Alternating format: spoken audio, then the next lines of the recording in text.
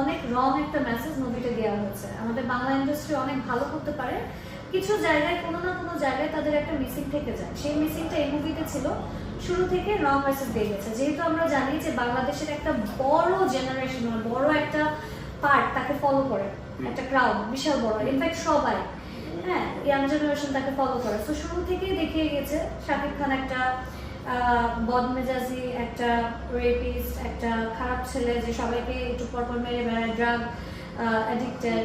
So তার লাইফের কোনো ঠিক নাই, কোনো টাকা পয়সা ইচ্ছা মতো উড়াতে থাকে, ক্রাইম করে, হ্যাঁ। তো এই জিনিসটা শুরু থেকে দেখা গেছে। আর এই জিনিসটা খুব মানে প্রবলেমটা হয়েছে যে খুব কুল ভাবে দেখাচ্ছে, যে এই জিনিসটা খুবই কুল, মানে বাইরের দেশেও কিন্তু এই জিনিসগুলো দেখায়, কিন্তু লাস্টের দিকে ফিনিশিং এ দেখায় যে এই জিনিসটা তার জন্য রাইট না, এটা কোনো না কোনো একটা নেগেটিভ একটা রেজাল্ট আছে। বাট এই মুভিতে সে লাস্ট পর্যন্ত এই জিনিসটা দেখায় না। এই মুভিতে পুরোটা টাইমে ওই খারাপ জিনিসগুলোকে গ্লোরিফাই করা হয়েছে, যে লাস্ট পর্যন্ত যে আমি মেয়েটাকে পাবো না, তোরে আমি না পেলে পরে তুই কারোরই হবি না, আমি মেরে ফেললাম।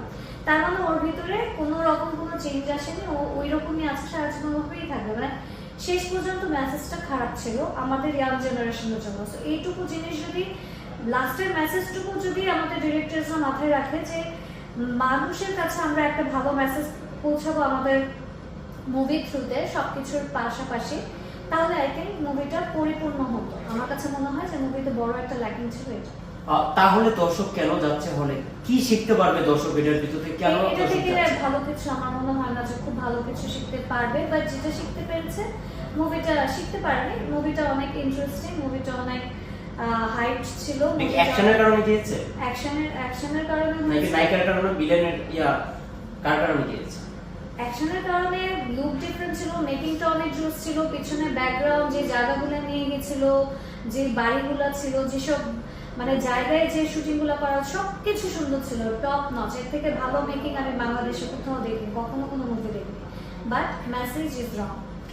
আমরা যদি আরেকটু এখন বাংলা ইন্ডাস্ট্রিতে যেতে চাই, মুভির বিষয়ে যেতে চাই, এই যে মুভিতে ভালো কোনো সিনেমা এটা মুভ করছে, আগে যখন দেখতাম আমরা একটা থেকে দুইটা সিনেমা মুক্তি পেত একজনের, এখন কিন্তু বেশ কিছু সিনেমা মুক্তি পেয়েছিল ঈদে, 4টা থেকে 5টা সিনেমা মুক্তি পেয়েছিল।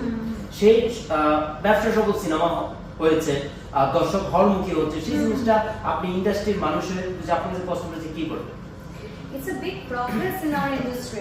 আমার কাছে এটা খুবই ভালো একটা ব্যাপার মনে হয়, কারণ শুধু ইন্ডাস্ট্রির জন্য না, আমাদের দেশের জন্য। আমি যতদূর জানি যে এখন বড় বড় যে দেশগুলো আছে সেগুলো কিন্তু মেইন একটা ইনকাম সেক্টর, ইকোনমিক সেক্টর হলো মুভি ইন্ডাস্ট্রি, হ্যাঁ, ফিল্ম ইন্ডাস্ট্রিটা বড়। বলিউড ধরেন, হলিউড ধরেন, কোরিয়ান, তারপর আপনার যে কোনো হোক, মানে এই জিনিসগুলো কিন্তু আগে আছে, বিশাল বড় একটা ইকোনমিক, ওরা ফাইন্যান্সিয়াল সাপোর্ট পাচ্ছে হলো এই ফিল্ম ইন্ডাস্ট্রি থেকে, যেটা আমাদের দেশে একেবারেই নাই।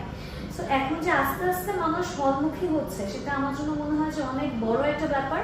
অ্যান্ড আমি চাই যে আরো বেশি মানুষ এরকম হলমুখী হোক, আর আরো চাই যে এই টাইপের হল যেন ঢাকার বাইরেও অনেক হোক, যাতে সব রকম মানুষ ওখানে আসতে পারে। অনেকেই তো বলছে যে শাকিব ভাই ইন্ডাস্ট্রিকে ধরে রেখেছে, অনেকেই বলেছে, এটা তো অস্বীকার করার কিছু না। উনি মান্না ভাই মারার পরে থেকে কিন্তু উনি ইন্ডাস্ট্রিকে বহন করে রেখেছে। এইখানে অনেকেরই প্রশ্ন আছে, যে প্রশ্নটা হলো যে শাকিব খান কিছু কালকে একটা ইন্টারভিউ দেখছি, আমরা ইন্টারভিউ দেখছি, দেখার পর একটা আর্টিস্ট অনেক ইন্টারভিউ দিচ্ছে যে শাকিব খান কি করেছে, ইন্ডাস্ট্রির জন্য কি করেছে, একটা দুটো ছবি দিচ্ছে, হারিয়ে যাচ্ছে, কি দিয়েছে, এটা কি সুপারস্টার বলে, কি চায় সুপারস্টার? সেই জিনিসটা আপনার কাছ থেকে তো জানি, কি বলবেন? তাহলে ওরা আসলে কাকে চাচ্ছে, ওদের কি মনে হয় তাহলে শাকিব খান কাকেই দিচ্ছে, তাহলে ওরাই ওখানে বসে যায়?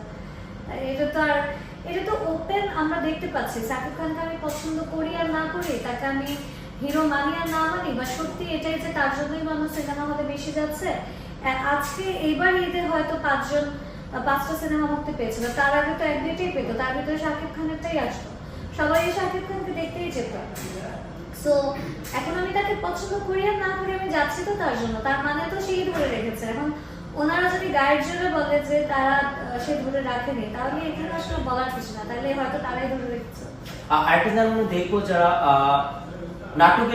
নাটকে যারা কাজ করে, যারা মডেলিং কাজ করে, তারপর নাটক থেকে শুরু করে যদি নাটক থেকে মুভিতে যায়, বলা হয় যে উনি তো নাটক থেকে আসছে, নাটকের হিরো অথবা নাটকের হিরোইন। উনি কি কাজ বুঝবে, কেন এই কথাটা বাংলা ইন্ডাস্ট্রিতে কেন বলে সেই জিনিসটা কাজ বুঝবে এমন বলে না আসলে, মানে ব্যাপারটা হলো কাজ তো বুঝবে, নাটকে ইনফ্যাক্ট বেটার অ্যাক্টিং করে, আমি যেটা ফিল করি বা আমরা অনেকেই ফিল করি যে নাটকের অ্যাক্টিং মুভি থেকে বেটার হয়। বাট ব্যাপারটা হলো ছোট পর্দার মানুষদেরকে বড় পর্দায় দেখে আমরা ইউজ টু না, আমরা ওইভাবে করে মেনে নিতে পারি না। এটা শুধু আমাদের ইন্ডাস্ট্রিতে না, বলিউডে গেলেও দেখবেন যে নাটক থেকে উঠে এসে কোনো হিরো বড় হতে পারেনি। সো ওই একটা ব্যাপার থাকে যে আমরা যখন শুরুতেই একজনকে বড় পর্দায় দেখবো তাকে আমরা বড় হিরো হিসেবে ধরে রাখি, নাটক থেকে গেলে আমরা তাকে ওই নাটকের হিরো পর্যন্তই লিমিটেশন থাকে আমাদেরকে ধরার, এর থেকে বেশি আসলে তার ব্যাপারে কিছু চিন্তা করতে পারে না। এটাই বরবাদ দেখেছি, আপনি কি বরবাদ অবশ্যই দেখেছেন, বরবাদ দেখার পরে কোন লুকটা শাকিব খানের ভালো লেগেছে? ভাইকিংস টাইপের একটা লুক ছিল, আমার অনেক জোস লেগেছে তাকে দেখে। অনেকেই বলছে, অনেকদিন পর আমরা ছবি দেখেছি যে আমি একটু পিছনে যে আমরা অনেক সিনেমা দেখেছি লাস্ট ফিনিশিং কিন্তু দেখায় না সিনেমা, এই সিনেমাতে আমরা দেখেছি লাস্ট ফিনিশিং, একটা দর্শক যেন বেরোচ্ছে হাততালি দিয়ে বেরোচ্ছে যে অনেক সুন্দর একটা সিনেমা পেয়েছে। কতটুকু আপনার দর্শক হিসাবে দেখেছেন, কেমন লেগেছে আপনার কাছে? আমার কাছে বরবাদ সিনেমাটা অসাধারণ লেগেছে, মেকিংটা অসাধারণ। শাকিব খানকে আমার এই প্রথম দেখতে এত বেশি ভালো লেগেছে, আগে ভালো লেগেছে বাট এত বেশি ভালো আমার মনে হয় না আগের কোনো মুভিতে লেগেছে।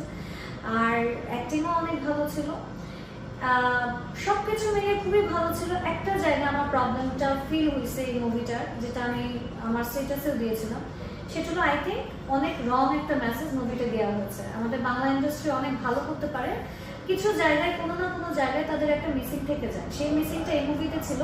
শুরু থেকে রং মেসেজ দিয়ে গেছে, যেহেতু আমরা জানি যে বাংলাদেশের একটা বড় জেনারেশন, বড় একটা পার্ট তাকে ফলো করে, একটা ক্রাউড বিশাল বড়, ইনফ্যাক্ট সবাই, হ্যাঁ, ইয়াং জেনারেশন তাকে ফলো করে। তো শুরু থেকেই দেখিয়ে গেছে শাকিব খান একটা বদমেজাজি, একটা রেপিস্ট, একটা খারাপ ছেলে যে সবাইকে একটু পরপর মেরে বেড়ায়, ড্রাগ অ্যাডিক্টেড।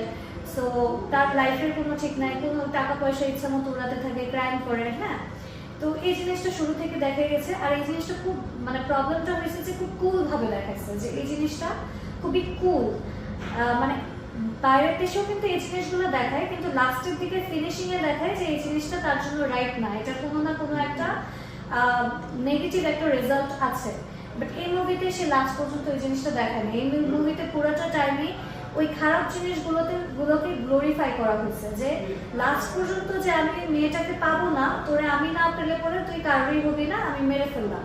তার মানে ওর ভিতরে কোনো রকম কোনো চেঞ্জ আসেনি, ও ওই রকমই আছে, সারা জীবন ওভাবেই থাকবে। মানে শেষ পর্যন্ত মেসেজটা খারাপ ছিল আমাদের ইয়াং জেনারেশনের জন্য। তো এইটুকু জিনিস যদি, লাস্টের মেসেজটুকু যদি আমাদের ডিরেক্টররা মাথায় রাখে যে মানুষের কাছে আমরা একটা ভালো মেসেজ পৌঁছাবো আমাদের মুভির থ্রুতে সবকিছুর পাশাপাশি, তাহলে আই থিঙ্ক মুভিটা পরিপূর্ণ হতো। আমার কাছে মনে হয় যে মুভিতে বড় একটা ল্যাকিং ছিল এটা।